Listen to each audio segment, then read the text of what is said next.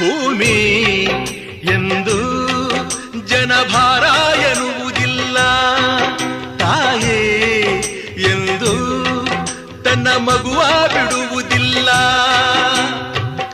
ಇದ್ದು ಸತ್ತ ಹಾಗೆ ಮಗುವ ಬಿಟ್ಟ ತಾಯಿ, ತಾಯಿಗಿಂತ ಇಲ್ಲಿ ದೊಡ್ಡದಿಲ್ಲ ಸ್ಥಾಯಿ.